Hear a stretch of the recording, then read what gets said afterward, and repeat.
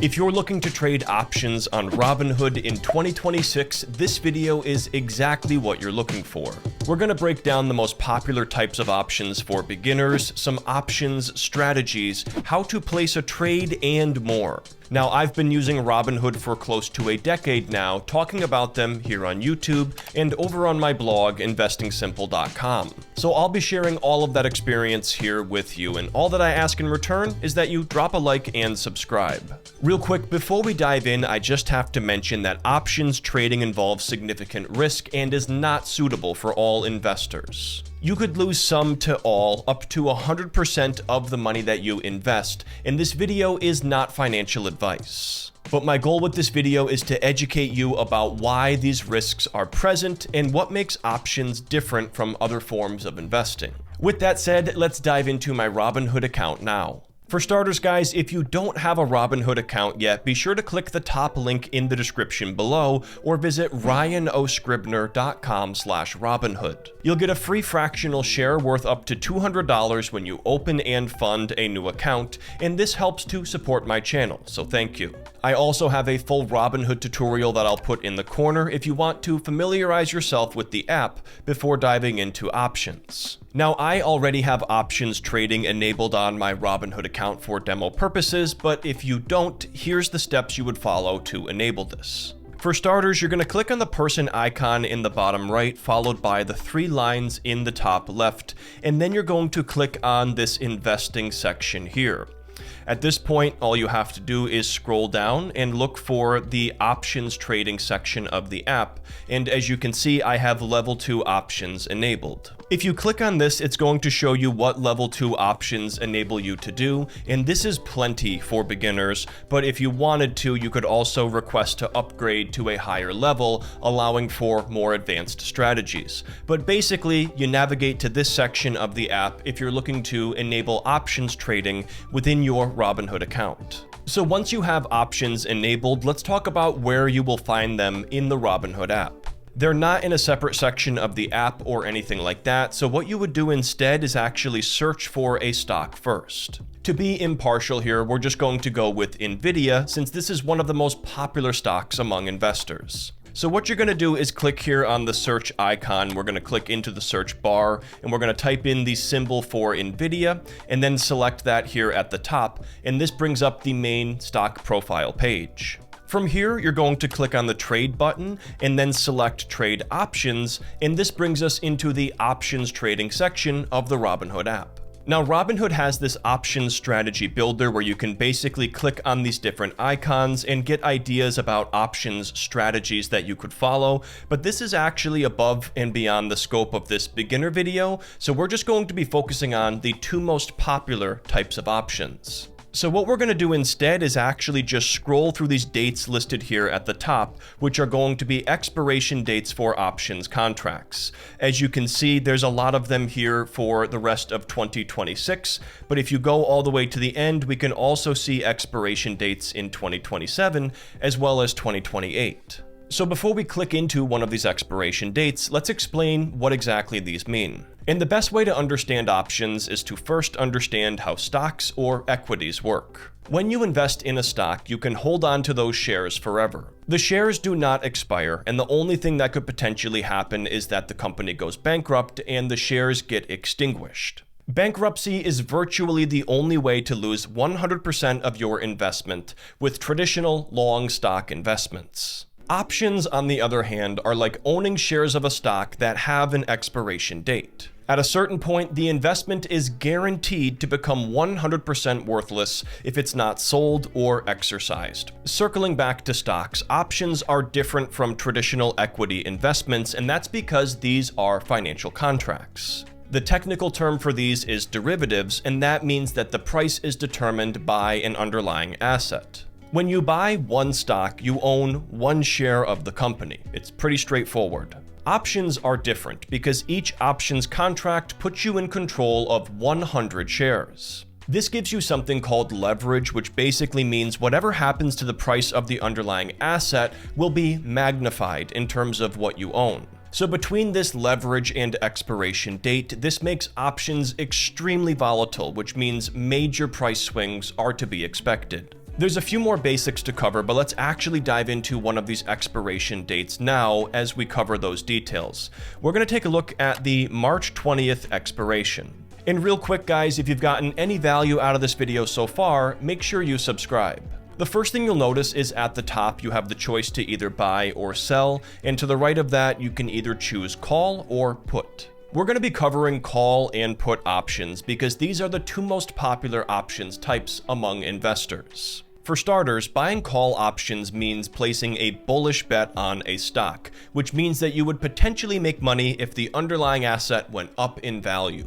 Specifically, a call option gives you the right but not the obligation to buy a stock at a fixed price before a set expiration date. So let's take a look at some of these NVIDIA call options that are expiring on March 20th of 2026. In the middle of the screen, you'll notice a gray line that represents the current share price of NVIDIA. Any contracts below that line are considered to be in the money, which basically means the strike price, or the price that you could buy at, is lower than the current share price. Basically, that means that you could exercise that option and buy those 100 shares associated with each contract and benefit from the price difference. But most people don't actually buy options with the intention of exercising them, and instead they plan to sell that option to someone else before it expires. And real quick, any options contracts above that gray line are going to be considered out of the money, and that means the share price would have to climb higher in order for these to be exercised. To the right of each contract, you're going to see a dollar value listed with a plus sign, and this is called the option premium. This is the price that you're going to pay to buy the option contract, and it will fluctuate based on the underlying share price and how close the contract is to expiration. For example, let's say you bought a $190 call option on NVIDIA, and a week later, the stock shot up to $200. The ability to buy that stock at $190 would now become a lot more valuable, and it would likely command a higher option premium. So you could theoretically sell that option contract to somebody else and potentially make money from the increase in the option premium. One final detail that you'll notice is the break-even dollar amount and percentage to break even. This basically shows you what the price of NVIDIA would need to reach in order for you to break even on your investment. And it more or less just takes the strike price of the investment and adds the option premium to reach that figure. Now, before we take a look at some actual contracts, let's now switch gears and talk about put options. So we're going to switch this over here at the top, and buying put options means you are placing a bearish bet on the stock, which means you would potentially make money if the asset declined in value. More specifically, put options give you the right but not the obligation to sell a stock at a fixed price before the expiration date. So let's take a look at some of these NVIDIA put options with the same March 20th expiration date. The first thing that you're going to notice is that these contracts have dropped in value today across the board, and that's because the share price of NVIDIA went up today. And in the middle of the screen here, we can see that same gray line representing the current share price of NVIDIA. But in this case, it's actually going to be the contracts above that line that are in the money. Put options can be a little bit more confusing, but think about it this way. Let's say you had a $200 put option. That means that you could sell NVIDIA stock for $200 anytime between purchasing the contract and the expiration date. NVIDIA stock is currently about $185, but if it dropped to $150, for example, the ability to sell at $200 would become a lot more valuable, and that could result in a higher option premium. Circling back to the share price in the middle of the screen, contracts below that line are going to be out of the money. Think about it this way. If you could sell NVIDIA for about $185 today at the market price, why would you want to sell it at $180, $175, and so forth? But if NVIDIA's share price dropped, that could allow those contracts to move into the money, and they could potentially be exercised. And in terms of the break-even price and percentage to break even on this screen, you're basically taking the strike price and subtracting the option premium in this case. So let's actually click into one of these options now and talk about some more details. We're going to choose the $200 put option here that is expiring on March 20th. The first thing you're going to notice is the bid and the ask price at the top, which is constantly changing, and just like with stocks, there are real buyers and sellers trading these that are ultimately determining the option premium. But what a lot of people don't realize is that the option premium listed, which is between $21.20 and $21.30 at this very moment, is only the price for one share. Since each contract represents 100 shares, you actually have to multiply this number by 100. So if we go ahead and click here on the buy button, we can see that the cost for purchasing just one of these option contracts is actually over $2,100.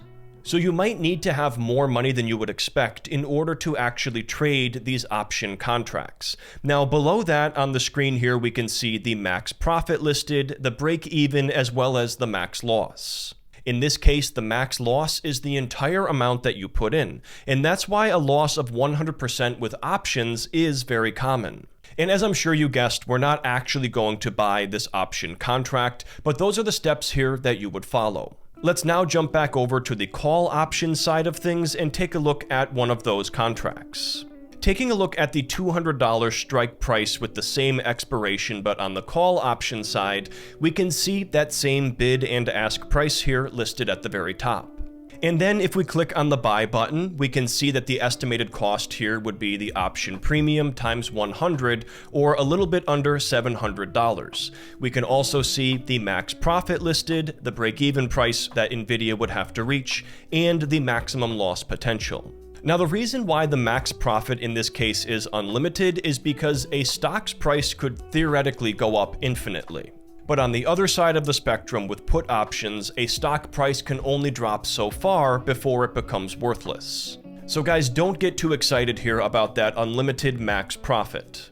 Just like before, it also shows you the break-even price, so in this case, Nvidia stock would have to climb to $206.90 in order for you to break even on this contract, and the maximum loss here is going to be the option premium times 100, or $690. The last thing I want to mention here is if you look in the top right, you can see that with options contracts, the order type is set to a limit order by default. In general, it's recommended to only use a limit order when placing trades with options contracts, and here's why. Options are less liquid because less people trade them, and that means that options are priced less efficiently than stocks. With a limit order, you're specifying the exact price or better that you are looking to buy or sell for. It's not recommended to use a market order with options contracts because there's normally a much bigger difference between the bid and the ask price. Market orders essentially mean fill the order at whatever price is available. And with how volatile the prices of options can be, in addition to that lower liquidity, this is just not a good idea. That's going to wrap things up for me, guys. Thank you so much for tuning in. If you made it to the end of the video, make sure you hit that subscribe button so you don't miss out on my next one.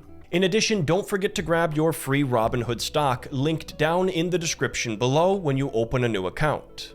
I hope this gave you a better idea about options trading for beginners, and the number one thing that I would recommend here is doing a lot of research before diving in.